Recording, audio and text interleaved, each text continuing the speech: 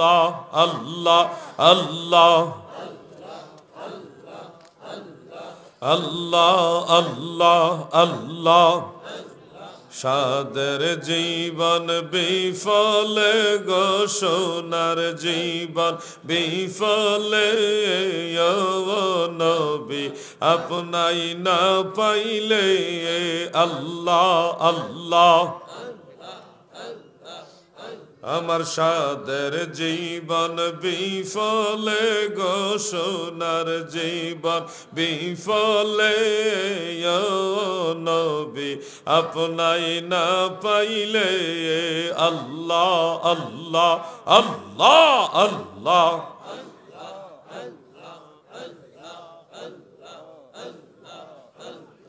লা ইলাহা ইল্লাল্লাহু মুহাম্মাদুর রাসূলুল্লাহ সাল্লাল্লাহু আলাইহি ওয়া আলিহি। কিন্তু এত তিলাওয়াতের পরেও আল্লাহ মাফ করে নাই। নবীর দুরূদে ব্যঙ্গ করার কারণে এই কণ্ঠনালী পয়সা গেছে, লক্ষ লক্ষ টাকা খরচ কইরা ছাগলের দুধ চেঞ্জ করে লাগাইছে, ওইটাও টিকে নাই। শেষ পর্যন্ত ওই লোকটাই দুনিয়াতে টিকে নাই। এটার হাকিকত হলো আল্লাহর সাথে বেয়াদবি করলে আল্লাহ চাইলে আপনাকে মাফ করে দিতে পারবে, কিন্তু নবীর সাথে বেয়াদবি করলে আল্লাহ মাফ করবে না। ঠিক কিনা বলেন? এই জন্য আমরা নবীর দুরূদ চাই কি চাই না?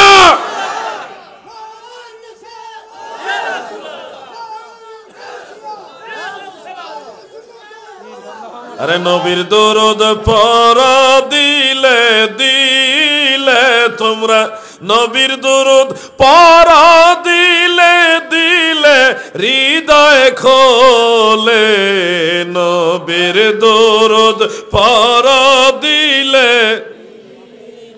আপনি বলবেন যে দুরূদ ইব্রাহিম এটা হলো হাদিসে আছে, অন্য কোন দুরূদ এগুলি বিদআতি দুরূদ, মানুষের বানানো দুরূদ, মানুষের বানানো দুরূদ আমরা পড়ব না, এই ধরনের কথাই তো বলবেন। ভাই, যারা আলেম, যারা কোরআন হাদিস কিছু হইলেও জানে, তারা কখনো এই ধরনের কথা বলবে না। দুরূদ ইব্রাহিম বলতে আপনি যেটা চিনেন, ওইটার নাম আসলে দুরূদ ইব্রাহিম না, এটার নাম হলো সালাতু ফিত তাশাহুদ। এটা নামাজের দুরূদ, তাশাহুদের দুরূদ, আর এটার নাম বানাইছে দুরূদ ইব্রাহিম। অথচ ওই দুরূদের প্রথম নামটাই হলো আমাদের দয়াল নবীজির নাম, আল্লাহুম্মা সাল্লি আলা মুহাম্মদ। নবীজির নাম আগে, এটার নাম দিছে দুরূদ ইব্রাহিম। আচ্ছা যাক, নাম দিছেন, এখন যে বলতেছেন দুরূদ ইব্রাহিম ছাড়া আর কোন দুরূদ পড়া যাবে না, মানুষের বানানো দুরূদ পড়া যাবে না, তা আপনারা হাদিস পড়ছেন কেমনে? হাদিস পড়তে গিয়েই তো ক্বালা রাসূলুল্লাহি, এরপরে কি পড়ছেন? সাল্লাল্লাহু আলাইহি ওয়াসাল্লাম। এটা তো দুরূদ ইব্রাহিম না, এটা তো অন্য একটা দুরূদ।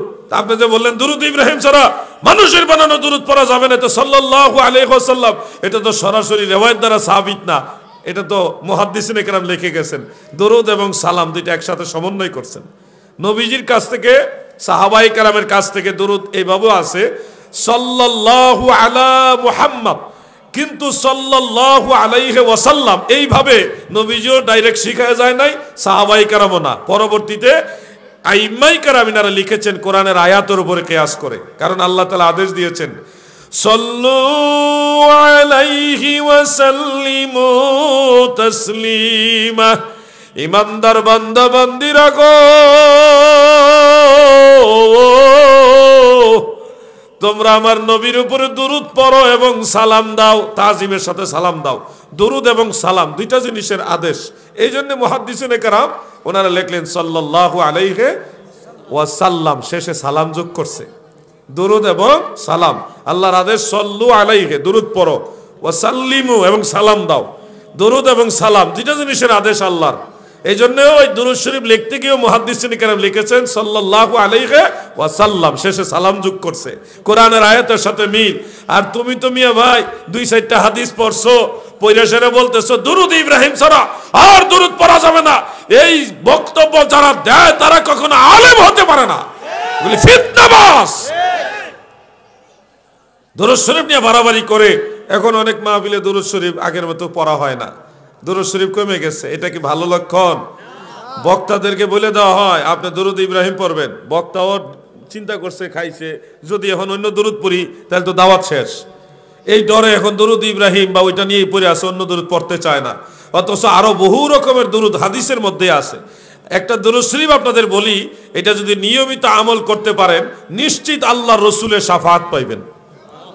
সেই দুরূদ শরীফটা হলো ক্বালা রাসূলুল্লাহি সাল্লাল্লাহু আলাইহি ওয়াসাল্লাম মান ক্বালা আল্লাহুম্মা আনজিলহু মাকআদাল মুকাররাবা ইনদাকা ইয়াউমাল কিয়ামা ওয়াজাবাত লাহু শাফাআতি।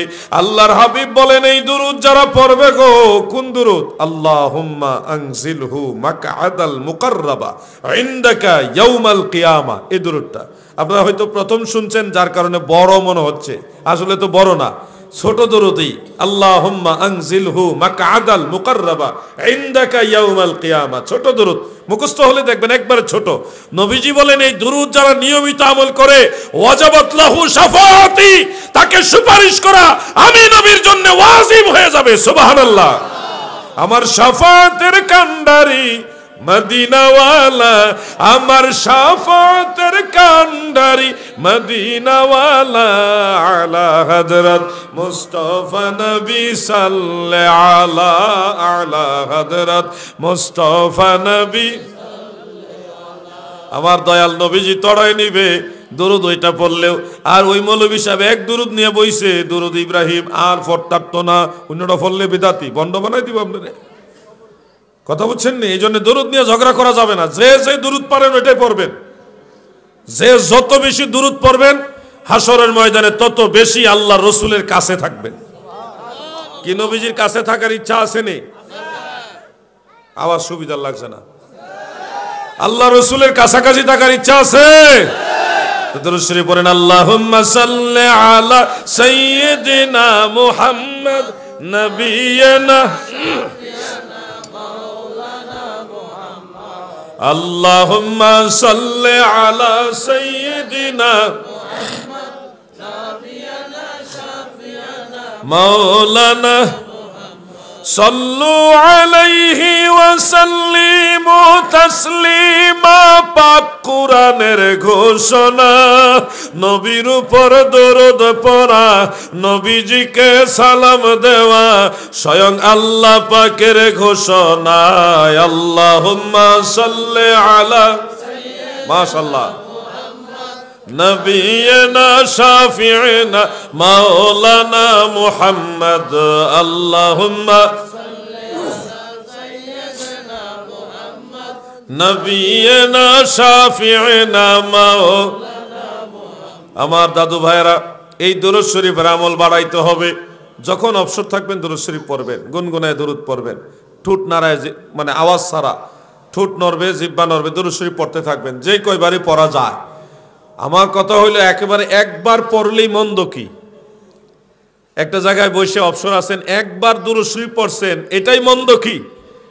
যত বেশি পড়তে পারবেন ততই তো লাভ। সময় তো চলে যাচ্ছে, সময় তো চলে যাচ্ছে দাদু, কারোর জন্য তো সময় বসে থাকে না। আমার মতো বহু মানুষ তো মাটির নিচে শুয়ে গেছে, একবার যে মরে গেছে আর তো ফিরে আসতে পারবে না।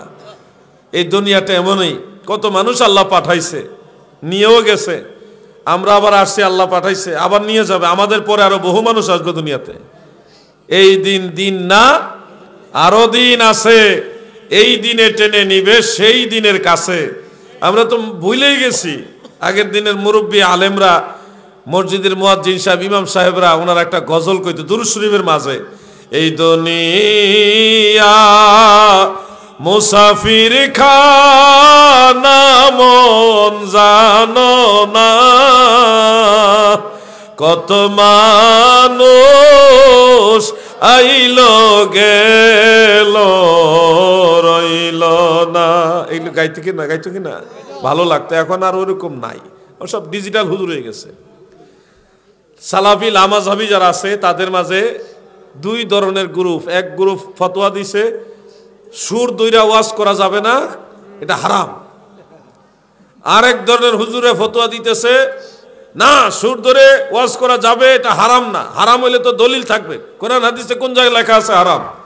দুই পক্ষেই মোটামুটি এক দল আরেক দলের বিরুদ্ধে লাগছে।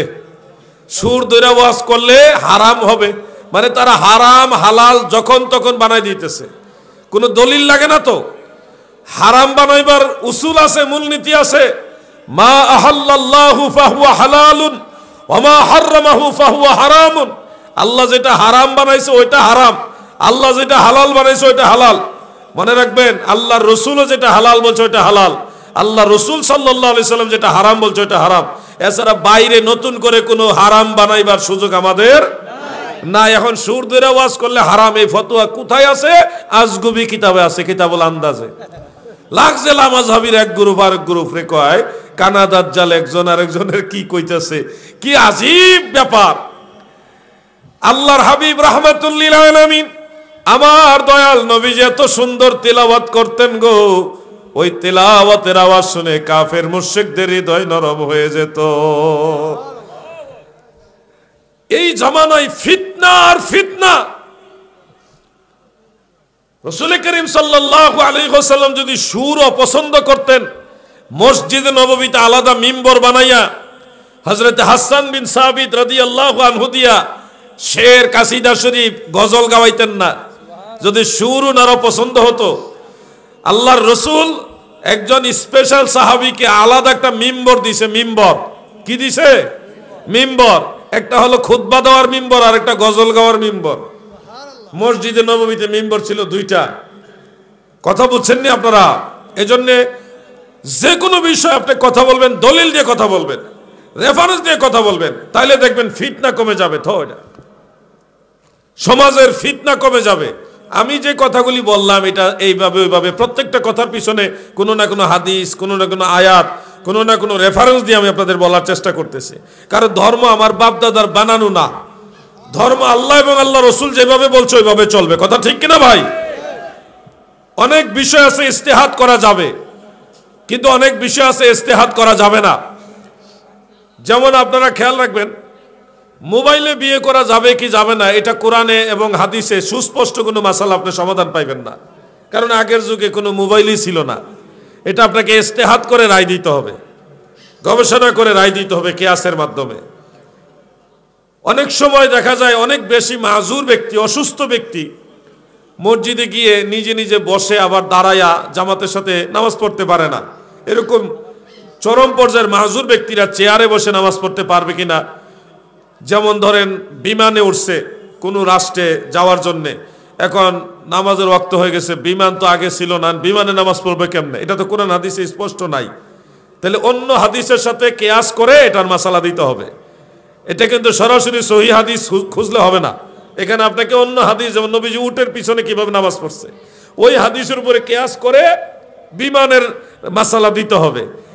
বা বাসে উঠছেন, ট্রেনে উঠছেন, ওই সময় নামাজের জায়গা নাই বা নামাজের জায়গা দাঁড়ায় না, ওই সময় আপনি কিভাবে নামাজ পড়বেন মাসালা এখানে ইস্তেহাদের মাধ্যমে আসবে। কিন্তু কিছু কিছু বিষয় আছে ইস্তেহাদ করা যাবে না। ইস্তেহাদ করা যাবে না কোন বিষয়গুলি? যেগুলি আল্লাহ এবং আল্লাহ রসুল ফিক্সড করে দিয়েছেন। যেমন নামাজের শুরু থেকে শেষ পর্যন্ত কিভাবে নামাজ পড়বেন একবারে পাই পাই করে প্রত্যেকটা বিষয় আল্লাহ এবং আল্লাহ রসুল ফিক্সড করে দিয়েছেন। এখান থেকে কোনো কিছু বাদও দেওয়া যাবে না, নতুন করে ঢুকানোও যাবে না। এটা ফিক্সড করা, একবারে নির্ধারিত করা। আপনি চাইলে নামাজের ভিতরে অতিরিক্ত 2-4 বার আল্লাহ আল্লাহ ও এইভাবে যে ডাক দিবেন ওইটাও সম্ভব না, কারণ এটা পারমিশন নাই। কি কোথায় কি দোয়া পড়তে হবে এটা পর্যন্ত নবীজি শিখিয়ে গেছেন। এক্সট্রা আপনি নতুন করে নিজে বানায়া কোনো দোয়া পড়ারও সুযোগ নাই, এটা ফিক্সড করা। কিন্তু আপনি ওয়াজ মাহফিলে, এটা একটা ইবাদত, এটা একটা নফল বন্দেগী, ওয়াজ মাহফিল। এখানে ওয়াজের ফাঁকে ফাঁকে আপনি চাইলে জিকির করতে পারবেন, 2 বার করতে পারবেন, 10 বার করতে পারবেন, চাইলে 100 বার করতে পারবেন, আরো বেশি করতে পারবেন। আপনি চাইলে মজলিসে অনেকবার দুরূদ পড়তে পারবেন। এটা ফিক্সড করা না, এটা একবারে আল্লাহ এবং আল্লাহ রসুলের পক্ষ থেকে বাইন্ডিং করা না যে ওয়াজ মাহফিলে এই কাজের বাইরে কিছু করা যাবে না, এরকম কিন্তু ফিক্সড করা না। আপনি চাইলে এখানে মুনাজাত করতে পারবেন, এখানে আপনি চাইলে জিকির করতে পারবেন, দুরূদ পড়তে পারবেন, ইসলামী সঙ্গীত গাইতে পারবেন, ওয়াজও করতে পারবেন। এই ধরনের ইবাদতগুলি আপনি চাইলে আমল বাড়াইতেও পারবেন, কমাইতেও পারবেন। এটা আল্লাহ এবং আল্লাহ রসুলের তরফ থেকে ফিক্সড করা না। যেহেতু জিকির করা, দোয়া করে এগুলি ইবাদত, এগুলি কি ইবাদত, আপনি এগুলি চাইলে করতে পারবেন। কিন্তু বিষয় হলো আমাদের অনেক ভাইরা কোথায় যে ইস্তেহাদ চলবে আর কোথায় ইস্তেহাদ চলবে না এটা না বুঝেই ফতোয়া দেয়। হ্যাঁ, এইভাবে মিলাদ পড়া যাবে না, সাহাবারা এইভাবে মিলাদ পড়ে নাই। এইখানে এসে ওনার একটা ফতোয়া সাপ্লাই দেয় মানুষের কাছে, এইভাবে মিলাদ পড়া যাবে না, সাহাবারা এইভাবে মিলাদ পড়ে নাই। তো এইভাবে সাহাবারা মিলাদ পড়ে নাই বিধায় যদি মিলাদ না পড়া যায়, তো সাহাবারা এইভাবে সিরাত মাহফিল করছে? সিরাতুন নবী মাহফিলে তো এইভাবে সাহাবারা করে নাই। তাফসিরুল কোরআন মাহফিল নিঃসন্দেহে জায়েজ আছে, কিন্তু এইভাবে সাহাবারা তো সিরাতুন নবী, তাফসিরুল কোরআন মাহফিল এগুলি করেননি। তো যেই উসুলে আপনি মিলাদুন নবী নাজায়েজ বলছেন, ওই উসুলে তো সিরাতুন নবী মাহফিলও নাজায়েজ, তাফসিরুল কোরআন মাহফিলও নাজায়েজ। যে সাহাবারা এইভাবে করে নাই, তো সাহাবারা এইভাবে ওয়াজ মাহফিল করছেনি, তাহলে তো এটাও বন্ধ হবে। বন্ধ তো আর এখানে শেষ হবে না। মসজিদে দান বাক্স আছে না, টাকা পয়সা কালেকশন হয়, ইমাম সাহেবের বেতন দেওয়া লাগে, মুয়াজ্জিন সাহেবের বেতন দেওয়া লাগে, মসজিদের অনেক কাজ টাজ করা লাগে, কালেকশন করা লাগে না ভাই? তো এখন আপনি যে বলতে সাহাবারা যা করে নাই তা করা যাবে না, তাহলে মসজিদের দান বাক্স, কালেকশন, ইমাম সাহেবের বেতন, মুয়াজ্জিন সাহেবের বেতন, ইমাম সাহেবের 3 বেলা খাওয়ানোর ব্যবস্থা, অনেক সময় মুয়াজ্জিনেরও খাওয়ান দেওয়া লাগে, এই সিস্টেম তো সাহাবীদের জমানায় ছিল না। তা আপনি এটা কি করবেন তাহলে? এই জন্য বলবেন যে সাহাবারা যা করে নাই আমরা তা করতে পারবো না, এই কথা যদি সব জায়গায় বহাল রাখেন, আপনি বিপদে পড়ে যাবেন ভাইজান, কঠিন বিপদে পড়ে যাবেন। আল্লাহ যেন আমার ভাইদের বুঝার তৌফিক দেন, বলেন আমিন। সবাই বলেন আমিন। আজকে একজনের নাম বলি, আপনারা এটা নেগেটিভ নেবেন না, আপনাদের শিক্ষার জন্য বলছি। কওমি অঙ্গনের একজন আলেম আছে, ওনার নাম আব্দুর রহিম মাদানী। তিনি আর একটা বক্তব্যে দেখলাম আমার ছবি টবি ব্যবহার করে উনি মাজার আর কবর নিয়ে খুব ব্যঙ্গাত্মকভাবে বলতেছেন, আক্রমণাত্মকভাবে বলতেছেন যে মাজার পাকা করা যাবে কি না। না, প্রশ্ন এরকম ছিল, মাজার ভাঙ্গা যাবে কি না এটা পরে জিজ্ঞাসা করেন, আগে জিজ্ঞাসা করেন মাজার করা যাবে কিনা। এই কথাটা উনি সামনে এনে আমাকে এক ধরনের রদ করলেন, বুঝাইতে চাইলেন যে মাজার পাকা করা আর মাজার ভাঙ্গা এই দুই বিষয়। মাজার ভাঙ্গা যাবে কিনা এটা তো পরের কথা, মাজার ভাঙ্গা যাবে কি যাবে না এটা তো পরের কথা, মাজার বানানো যাবে কিনা এটা আগে জানতে হবে। তো উনি বুঝাইলেন মাজার বানানোই যাবে না। তো কথাগুলি বলছেন বানানো যাবে না, এটার দলিলও উনি দেয় নাই। আসলে মাজার কাকে বলে? মাজার তো হলো একটা আরবি শব্দ, জারা ইয়াজুরু থেকে ইসমে জরফ হলো মাজার, মাউদিউজ জিয়ারা, জিয়ারতের স্থান। যেই কবর মুসলমানেরা অধিক পরিমাণে জিয়ারত করে ওই কবরকে বলা হয় মাজার। সেটা পাকা হইলেও মাজার, পাকা ছাড়া হইলেও মাজার হওয়ার জন্য পাকা হওয়া শর্ত না। এখন উনি বলতেছে মাজার করা যাবে কিনা, এই বুকা মাজার কাকে বলে ওটাও বুঝে না। এজন্য আমি বলছিলাম আব্দুর রহিম মাদানী লেখাপড়া করো, স্টাডি করো, না জেনে কথা বলা উচিত না। আমি বলছি মাজার ভাঙ্গা যাবে তো নাই, যারা মাজার ভাঙ্গার জন্য দলিল দেয় তাদের প্রধান দলিল হলো দুইটা।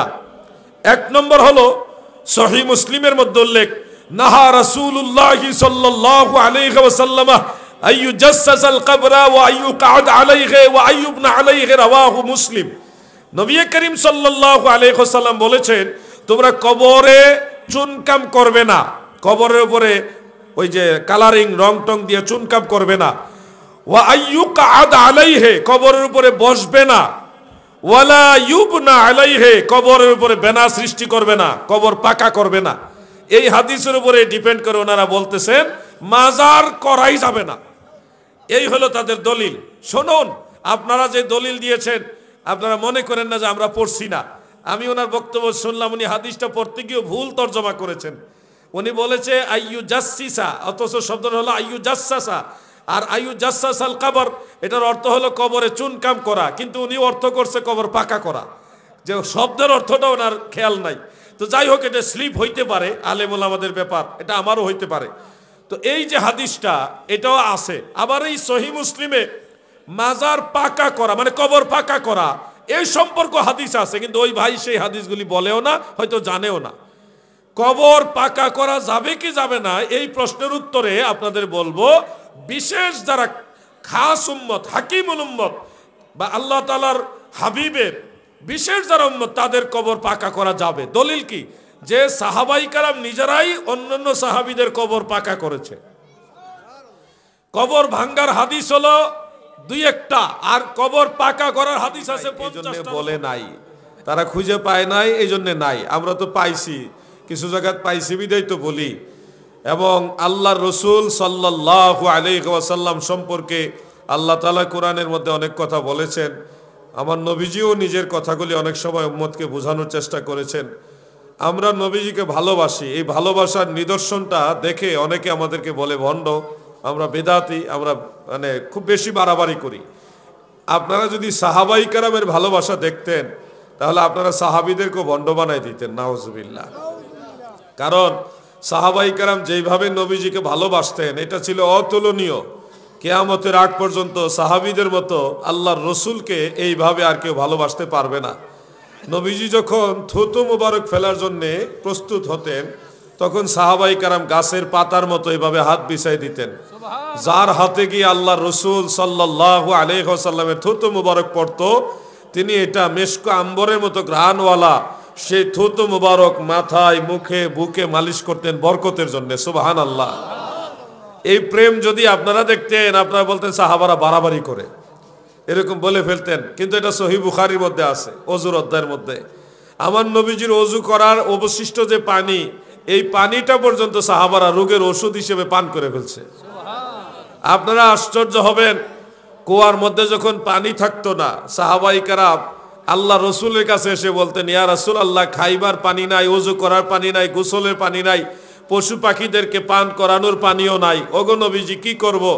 তো এমনও হাদিস এসছে, সহিহ হাদিস, যে নবীজি কুয়ার কাছে গেলেন, গিয়ে নবীজির মুখ থেকে একটু থুতু মুবারক কুয়ার মধ্যে ফেললেন, এবং এই থুতু মুবারক ফেলার সাথে সাথে যেই কুয়ার পানি নাই ওই কুয়ার ভিতরে পানির ফোয়ারা জারি হয়ে গেছে। সুবহানাল্লাহ।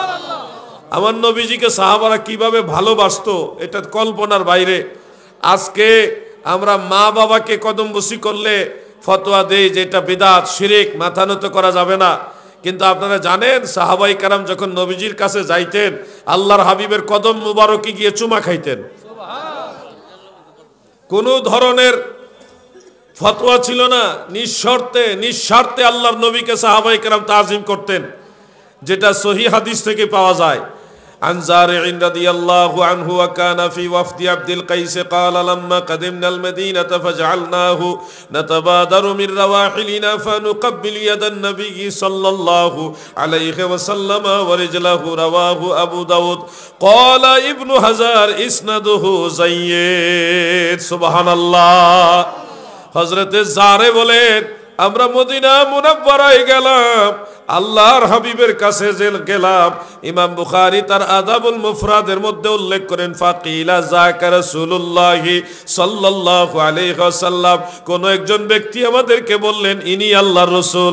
তখন এই সাহাবারা দ্রুত গতিতে আল্লাহর হাবিবের কাছে যাইয়া নুকাব্বিলু কাব্বালা ইউকাব্বিলু তাকবিলান, বাবে তাফঈলের গর্দানে সাররাফা ইউসাররিফু, এই গর্দানগুলি যারা জানেন তারা তো অবশ্যই এগুলি বুঝার কথা।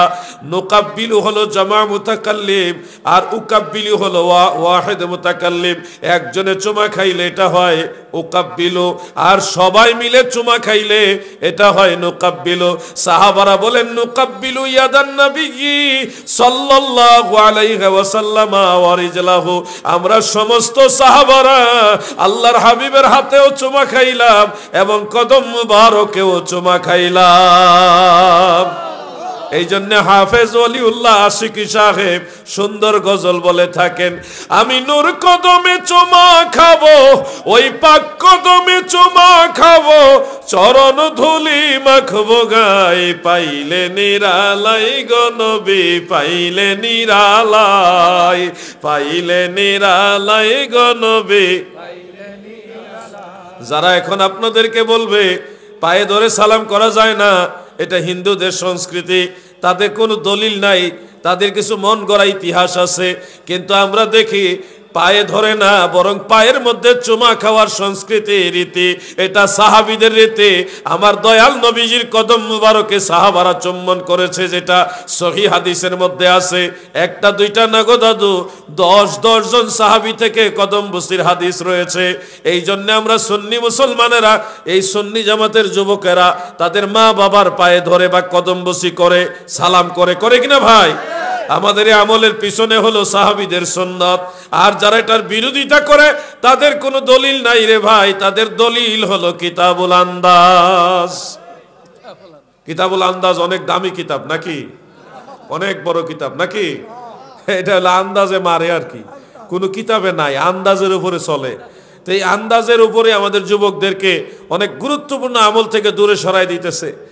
আজকে একজন বক্তার বক্তব্য সোশ্যাল মিডিয়াতে শুনলাম, তিনি বলতেছে নামাজের আগে ইন্নী ওয়াজ্জাহাতু ওয়াজহিয়া লিল্লাযী ফাতারাস সামাওয়াতি ওয়াল আরদ, এই যে আমরা দোয়াটা পড়ি অথবা অনেক মুরব্বীরা পড়েন, এটাকে খুবই ব্যঙ্গভাবে মানুষের কাছে মানে খুব উপস্থাপন করলেন, এমন ভাবে যে এটা খুব খারাপ কাজ, গুনার কাজ।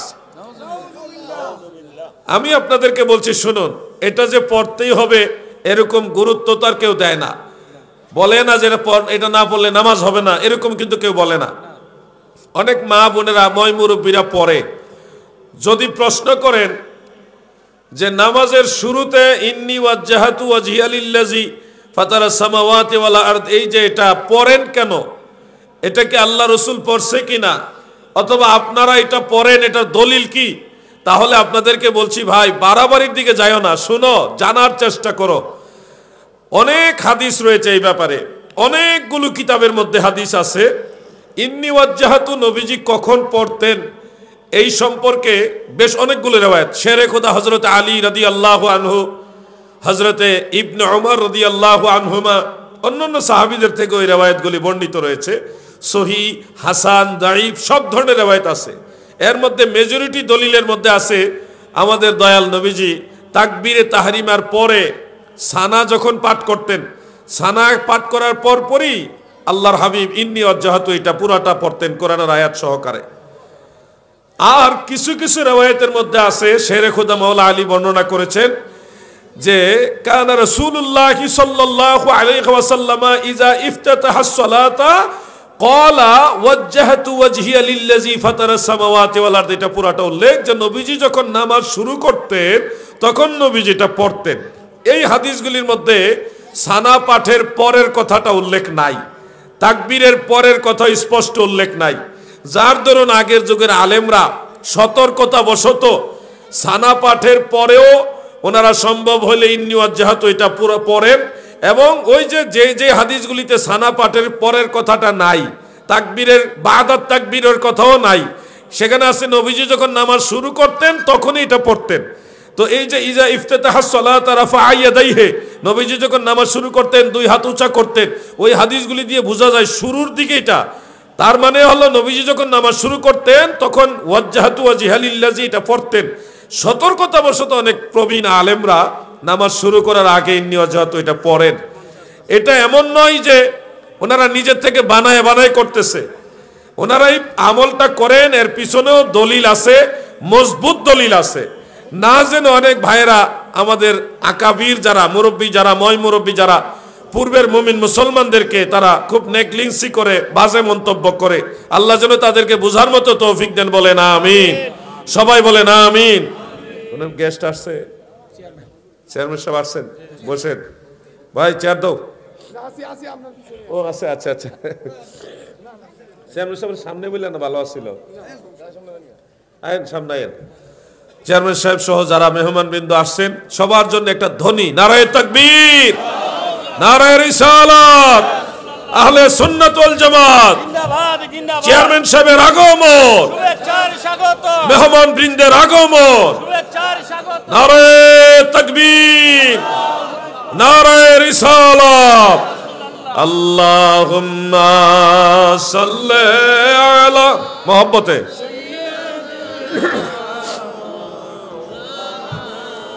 মুহাম্মদ ওয়া আলা আলি সাইয়্যিদিনা।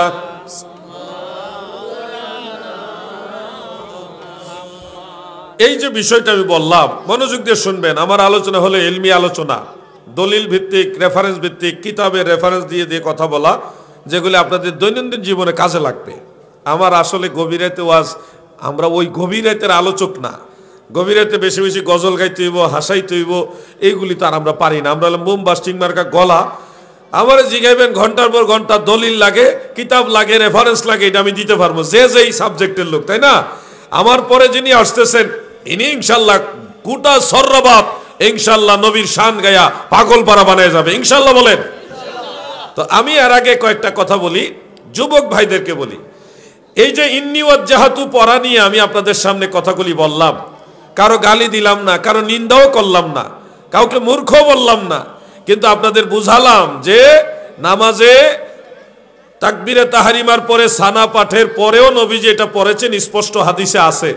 আবার কিছু কিছু হাদিসে আছে বাদা তাকবীরের কথা নাই, সানা পাঠের পরের কথাও নাই।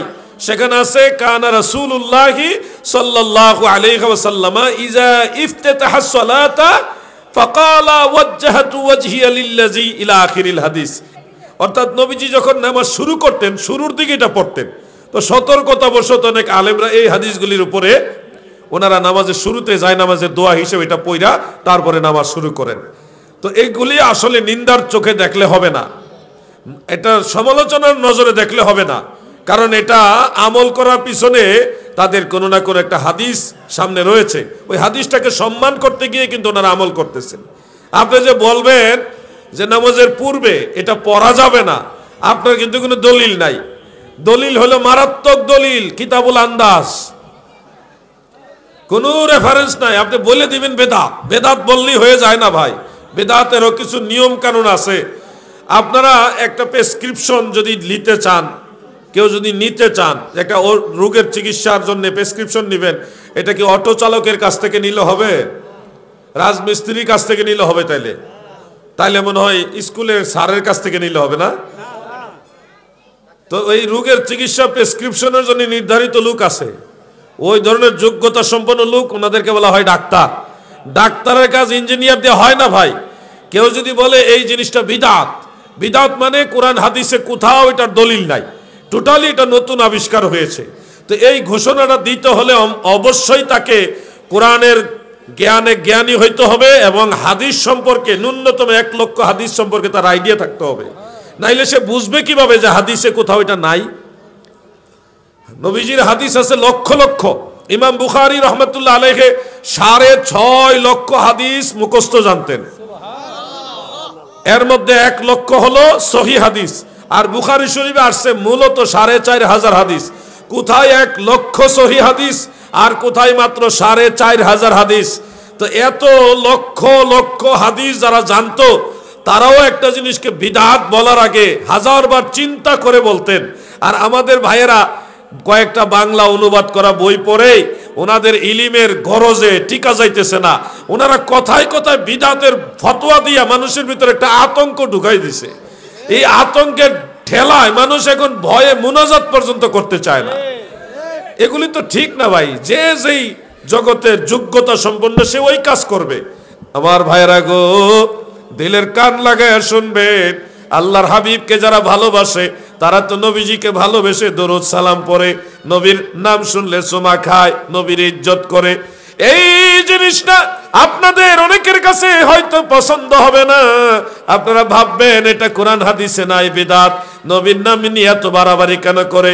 ভাইরে, নামাজে যখন আমরা দাঁড়াই, ইমাম সাহেব যখন আগের থেকে মেহরাবে থাকে, আমরা তখন কি করি? ইমাম মুসল্লি সবাই বসে থাকে, মুয়াজ্জিন যখন হাইয়া আলাস সালাহ বলে তখন আমরা ইমাম মুক্তাদি সবাই দাঁড়াই। এরপরে একামত শেষ হলে ইমাম সাহেব নামাজ শুরু করে। অনেক সময় কাতার সোজা করার কথা ইমাম সাহেব বলেই তারপরে নামাজ শুরু করেন। এইভাবে আমরা নামাজ পড়ি। অনেকে এগুলি দেখে আবার একটু কেমন কেমন নজরে দেখে, আমাদেরকে বেদাতি মনে করেন, কিংবা আমরা একটু বাড়াবাড়ি করি, করা সুন্নি এরকম বলে কিনা ভাই? আসল বিষয়টা করা সুন্নি আর বাড়াবাড়ি না, বিষয়টা হলো নবীজিকে অনুসরণ করা। মা আতাকুমুর রাসূলু ফাখুযুহু ওয়া মা নাহাকুম আনহু ফান্তাহু। রাসূল তোমাদের কাছে যা নিয়ে এসেছে তোমরা তা গ্রহণ করো, আর রাসূল সাল্লাল্লাহু আলাইহি ওয়াসাল্লাম যা নিষেধ করেছে তোমরা তা বর্জন করো। মানুষ দেখা লাগতো না, অনেক লোক হইছে, একটু পরে জায়গা হইতো না, হেরা যে দাঁড়ায় রয়েছে পরে তো সিট পাইতো না, আরাম লাগে না, বইলে আরাম লাগতো না। আচ্ছা থাকতে দাঁড়াই থাকেন, আপনার কইলে আবার যাবেন গা, মেলাত ঘুরার চাইতে এখানে খারই থাকা বালা, কথা ঠিক না? তো আপনারা যদি ওই কোনায় কয়েকটা সিট খালি আছে, অথবা কয়েকটা চেয়ার লয়ে ফেরেন না, চেয়ার লয়ে সাইডটা বিছাই বয়ে যান কেনা, কেউ এই তো চেয়ারটি বিষয় এমনি লাইন ধরে এক সাইড করে যেন একটা অটোমোটো আইলে যেন আইতে যাইতে পারে জায়গাটা রাখিয়া বইয়েন, পুরাটা রাস্তা দখল করেন না। একটু একটা অটো আইলে যেন আসা যাওয়া করতে পারে এমন জায়গা রাখিয়া বসেন। হ্যাঁ ঠিক আছে না, আরো কয়েকটা চেয়ার লয়ে পড়েন, বইয়ে যান গা। কি কন আপনারা কি খারুন না না বইন না? আপনার দুরুটা ওই বসে বসে দুরুদ পড়ি, দাঁড়ায়া নবীরে সালাম দেই, কথা ঠিক কিনা? যেখানে যেটা লাগে। আল্লাহুম্মা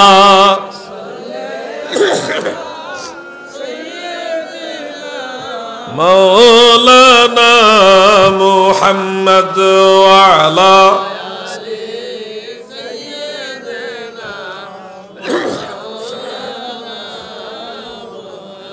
मेरा दिल फिदा हो बेज़ौक़े मुहम्मद ना दिल से जुदा हो ये ज़ौक़े मुहम्मद अल्लाहुम्मा सल्ले मरहबा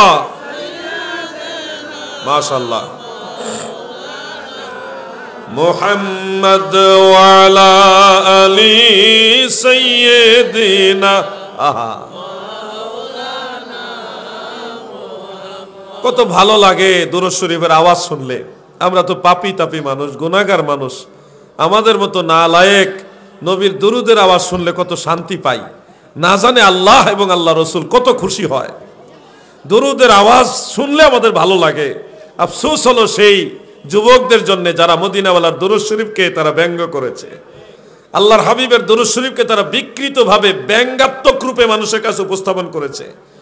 আরে ভাই, দুরূদ শরীফে ব্যঙ্গ করা এটা কি কোন সুন্নিদেরকে ব্যঙ্গ করা না নবীর দুরূদকে ব্যঙ্গ করা? দুরূদ তো আমার না আপনার না, দুরূদ তো বিপ্লবী মিডিয়াম না, দুরূদ শরীফ আমরা ইমাম সাহেবের না, আলাউদ্দিন জিহাদির না, দুরূদ হলো মদিনাওয়ালা। তুমি তো আল্লাহর হাবিবের শানের উপর আঘাত করছো। আরে কেউ যদি দুরূদ ভুলও পড়ে তাকে শুদ্ধটা শিখায় দাও, তোমার দায়িত্ব। ব্যঙ্গ করার অধিকার নাই। আল্লাহর হাবিবের দুরূদ শরীফকে যারা ব্যঙ্গ করেছো তাড়াতাড়ি আল্লাহ এবং আল্লাহ রসুলের কাছে মাপ চাও, না হয় এটার কারণেই তোমরা জাহান্নামে লাকড়ি হইবা। আমরা নবীজির দুরূদ শরীফ শুনলে খুশি হই না বেজার হয়? এমনকি দুরূদ শরীফ যখন পড়া হয় সাথে সাথে তার নাম, তার পিতার নাম, তার দাদার নাম, বাড়ি কোন গ্রামে, ঠিকানা সহকারে আপনার দুরূদ আল্লাহ রসুলের রওজা মোবারকে চলে যায়। হাসরের ময়দানে এই দুরূদ শরীফ এবং নামের তালিকা রহমতের নবী, মায়ার নবী, দয়ার নবী দেখবে গো। সররাবাদের অমুকের ছেলে অমুকে আমি রসুলের উপরে দুরূদ শরীফ পড়েছে, এই দুরূদ লইয়া রহমতের নবী আল্লাহর দরবারে শাফাআতের কান্ডারি হয়ে দাঁড়ায়া যাবে। মাওলা গো, সররাবাদের অমুকের ছেলে অমুক আমার উম্মত আমি রসুলের উপরে দুরূদ পড়ছে, এই দুরূদের খাতিরে আমি নবী সুপারিশ করলাম আমার গুনাহগার উম্মতকে আমার সাথে জান্নাতে দিয়া দাও। আমার আল্লাহ নবীর সাথে ওয়াদা করেছে নবী যার পক্ষে সুপারিশ করবে তাকেই জান্নাতে দিয়ে দিবে। তাফসীরে কবীরের মধ্যে সূরা দোহার তাফসীরের মধ্যে উল্লেখ, আমার নবীজি বলেন আমার একজন গুনাহগার উম্মত জাহান্নামে থাকলে আমার ওই একজন ফালাইও আমি জান্নাতে যাব না, সবাইরে লইয়া যাইব। এতে কি আপনারা বেজার? আমরা নবীর সাথে জান্নাতে যাইতে চাই কিনা? এই জন্য দুরূদ শরীফকে যারা ব্যঙ্গ করেছেন আপনারা আল্লাহর কাছে মাপ চান, নবীজির কাছে মাপ চান, নাইলে আপনাদের কি গতি হবে। আপনারা আপনাদের দুই একজন মুরব্বী থেকে শিক্ষা নেন। তারা নবীজির দুরূদ শরীফকে ব্যঙ্গ করার কারণে তাদের মুখ বাঁকা হয়ে গিয়েছিল, কণ্ঠনালী পচে গিয়েছিল।